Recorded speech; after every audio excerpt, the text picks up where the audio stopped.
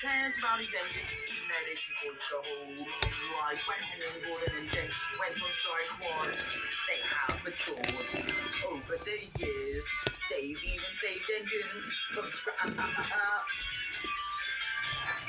They dealt with Harley Eagles and then seen London and even met the Queen to our eyes. So Bruce Simon McQuaid, Thomas and his friends are the famous engines of the Northwestern Railway that they used for crew. Oh, Sir Stephen Thomas. Episode 9. Bill, Ben, and this destructive pirate. Before we get on to the main episode, I would like to say that the poll from last week on Friday is still going on until Sunday this week. So if you haven't already, please go ahead and check. And then vote on what you prefer. In the vote, it has 3 options: uploading 3 times a week, 2 times a week, and the final option, 1 times a week. So I hope you have a look at it. But now let's get on to the video. As well as, if you don't remember from last time, Gordon retired from the Royal Northwester, Stepney has joined the railway, and the Ulfstead branch is extending to Kirk Ronan.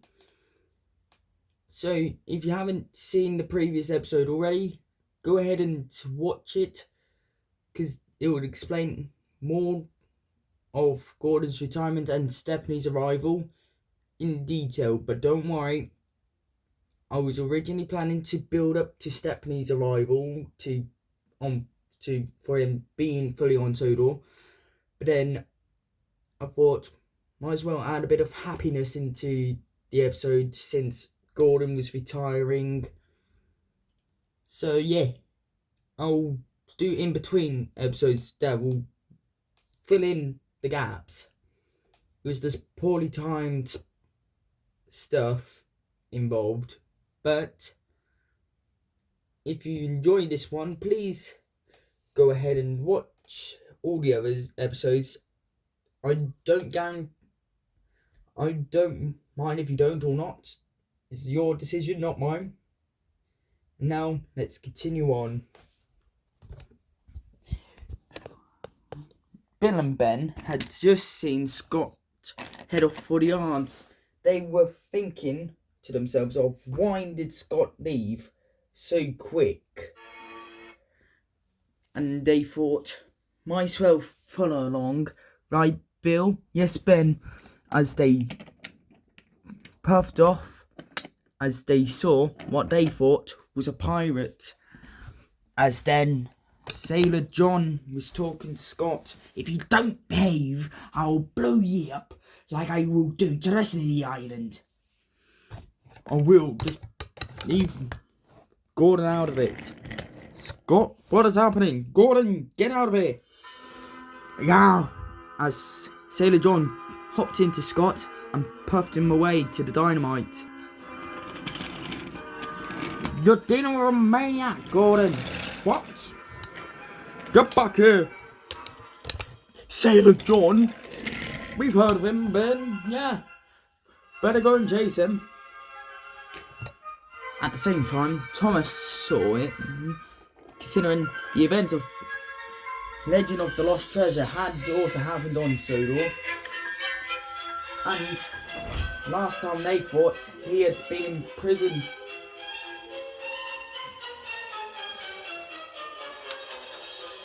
And wondered where Ryan was, which he happened to be at Wellsworth. Pirate!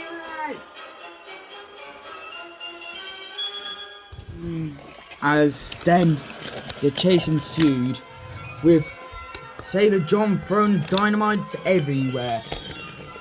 Get off me, you big whale! Oi, I'll have you know that I'm a Blibbity Zero prototype. Yeah, but what you gonna do about me then, eh? Thomas, you're still here? I thought you sunk. Obviously not, you damn pirate crook. Thomas, you gotta get in front of me.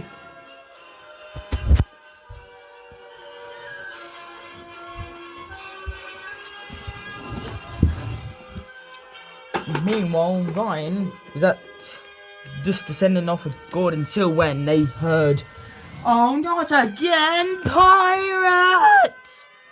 Oh, Ryan, stop him! Yarr, throw him off. As then, Sailor John knocked Ryan off the rails. Oh! You'll never catch me. Oh, no you don't. As Thomas took one of the fuel cars away and the dynamite, but in the process knocking off Scott's secondary tender. As then,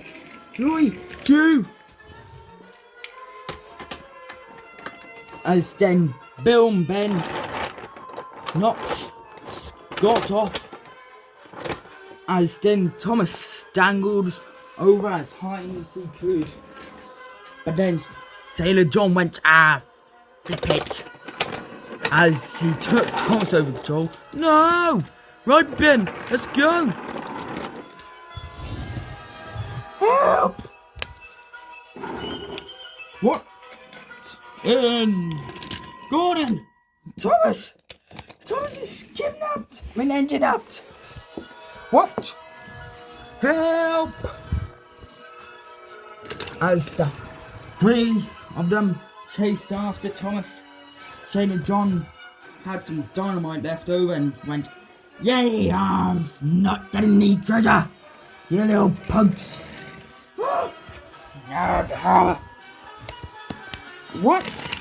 What? As the twins chased Thomas through the yard of the under renovation harbour. No, tricky now. As he bumped the twins off as they plunged into one of the unbuffered harbour sidings. What did you do that for?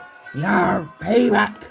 As he thrown Thomas into forwards as quickly as he could. Bill, you can still go after him. Oh, flip. As Bill chased after Thomas and Sailor John, as he was close on their tail, Gordon, on the other hand, went to tell Sir Stephen, considering Sir Charles had been the one to reopen the Oldsborough line. No, the Harwick line. Sir, John's back. What? Ben, Harbour, Ryan, Scott, derailed. What? About thinking otherwise, Gordon and Sir Charles, no, not Charles, Stephen puffed away. As Stepney thought, right, that's it, I'm going to. But you'll never catch up. Yes, I will. As the others thought if Stepney could. But then Henry thought, you know what? Flip it. As he tried leaving, only to then have his reverser stuck in reverse after he got onto turntable. Flip. As then the only engines left was James, so he went to flip it. As then he gave pursuit in the chase. Right. As James puffed off triumphantly to the rescue. Alert!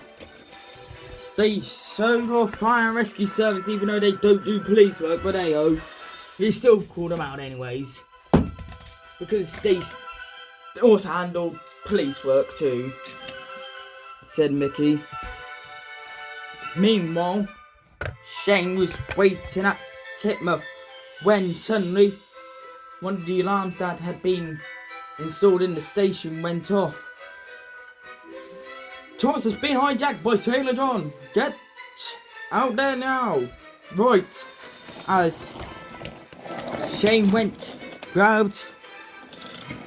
thought about grabbing two coaches when Annie and Clavo stepped up to the job and the police got in and chased down Sailor John. As Stephanie joined the pursuit, but Shane was smaller than Thomas and weaker. But then James went, "You know what, let me handle this, Chief," as he thundered up in front. "Oi, Thomas!" "Yes, James." "Yes, James, oh flip my boiler. Yeah, flip it." As then James thrown himself into reverse. As Sailor John went, "Nah, he won't catch me now." Looking back at Bill, but then, oh flip, oh! Just what I thought. Sailor John, get out, me friend, and get the flip off. As then he went, never mind, I'll take him. Whoa! Went Thomas as he flew backwards. "Oh, damn it," said James as he puffed off into the background. But not before a certain blue A0 puffed boldly in front. "Sailor John, you've gone too far." Considering the chase is going through multiple stages, but they're flipping good. As they went over the hill again after they had gone through the loop, Sailor John was stubborn. He wouldn't give up anyways. "He wouldn't catch me alive."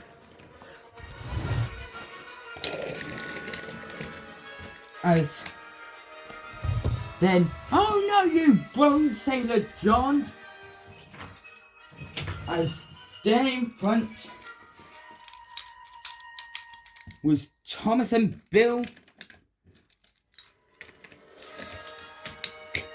standing in front with a flatbed of logs.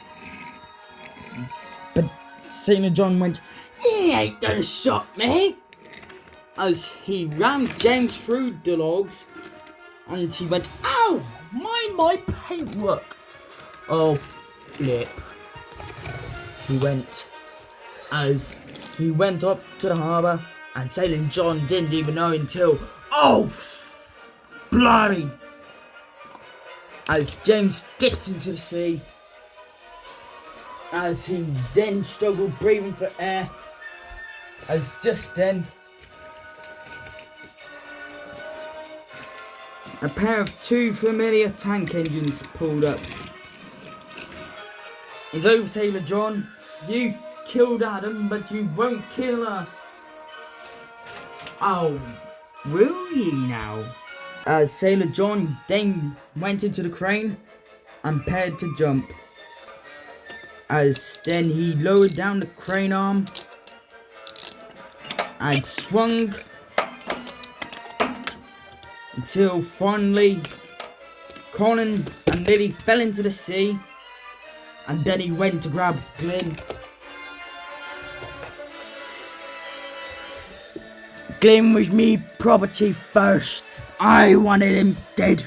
Now I can finally get him killed." "What? No, no, and no." As then he tried getting away, but then a familiar looking engine puffed in front. good. Oh, hell nah. As then Sailor John saw Gordon puffing in front, pushing Glenn towards the turntable. This is for your own good, Glenn. As then Stephanie pulled him alongside. As then Gordon helped Glenn onto the turntable. As then Emily gave a biff, falling into the turntable well. But Glenn falling into the ditch, doing a somersault, assumedly killing Sailor John in the process. As then they went, oh thank flip, we're finally done. Well done everyone. Good job. Everyone here will get repainted and repaired. And we'll find the body. But by then, Sailor John had already made his escape. As then everyone started to calm down after the very long and stretched out chase that weren't necessary. Stephanie puffed to get Lily and Colin back, considering they weren't in a deep amount of water. As Lily and Colin weren't too deeply in water, but the hardest one to go from the water was James and Scott. James, sadly, was not in a good state to work.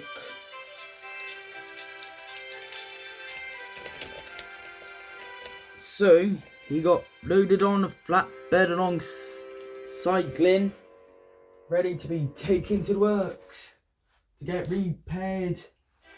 But for James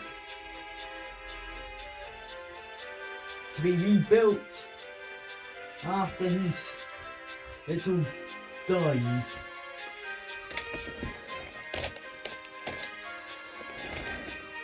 As Stephen Tom Hat looked inside, as Ben also had to go and get repaired,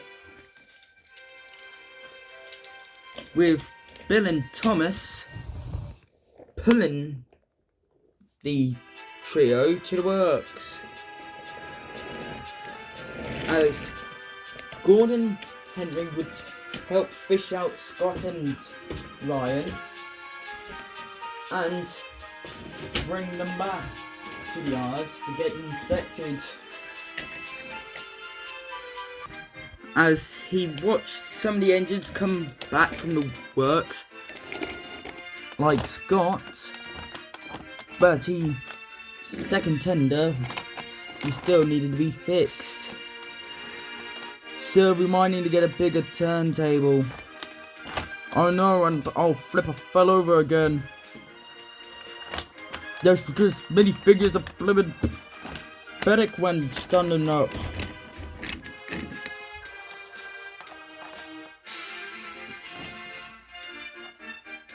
And Thomas came back, still wearing these banners. Done it again!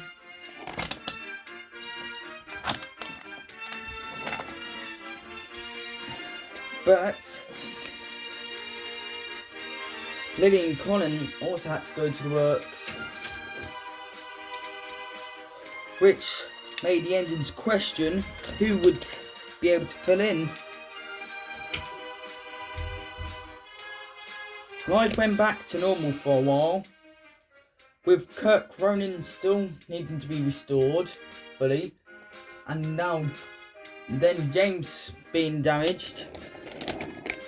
Bill offered to help out on Edward's branch, which made everyone very surprised that Bill would actually volunteer for a job he wouldn't usually do.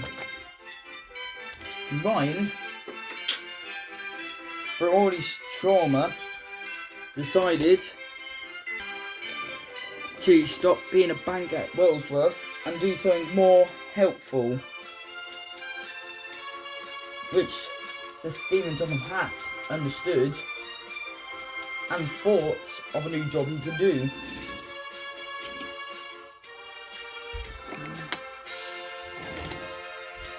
Until he thought about sending Ryan off to the Little Western, but then thought not to. As then he had a good idea. Send him over to the Kirk Ronan line. Considering they'll need all the help they can get. But by the end of the week that they had gotten everything back to normal, so Stephen had to call his engines to Titmouth Station for an announcement. But then when Sir Stephen found out that the station couldn't house all the engines, especially in the new platforms, because they were too ridiculously tall at the end, he decided to have the meeting at Titmouth Sheds, as then he started to make his announcement. Engines, starting from this point on, BR's asked to have more goods shipped out of here. So, in order to do that, we're getting more equipment to handle that by making the harbour more goods than passengers. It ain't my decision, it was BR's. And then have Kirk Ronan Harbour also goods. And to make things worse, they've also wanted me to stop purchasing steam engines, which makes it hard with the workload. And if I would to purchase another steam engine, they would give me a diesel to put on trial or to keep, which every engine I purchase, then another one comes on trial or get forcefully stayed. So you have to make do. With James out of action, one of you would have to cover his trains. And especially with the others. Gordon, I know you've just recently retired, but since Scott needs still maintenance done to him from where he went into the little river by the hill, you would have to take over the Royal Nor'Wester again. I hope this don't mean anything to you. Actually, sir, can I make a suggestion? Alright, Gordon, go ahead. Why not let Merlin try? Me, Gordon, really? Yep, you're more younger than me by a few years, but still, you deserve a chance on the Express. And I'll take over your place on the goods. Alright then. Ryan, you'll head off to the Farquhar branch instead to help out there until Christopher's ready, considering he's still being restored, considering he's been in water for God knows how long. But just know I'm very proud of you, and the ordering of new coaches is trying to go through, but BR's also been in the pain in the rear end for that. So until then, you have to make do still. As well as we're apparently needing to ship out containers too. So I hope you will be really useful and make yourselves proud. Yes sir, we all said. Right then, good night engines. As well as, Gordon, we're still having your retirement party. Oh, thank you sir. As per Gordon's request, he asked for the Shooting Star special to be brought back for the trip, as he wanted a final good run. After all the words had been said, he took off with pride as a band inside Old Slow Coach sang a song called Ode to Gordon. As Gordon took off, feeling very proud to be a Grizzlies finest. And to quote the Unlucky Tug, a Sodor's finest. So there you have it. Bill and Ben have been redeemed. Gordon's finally had his time to retire, and James has proved that he's not just a vain red engine with a bright red coat with a number 5. And now, before I roll the end music, I would still like to say, if you can, by the end of this week, which is Sunday, the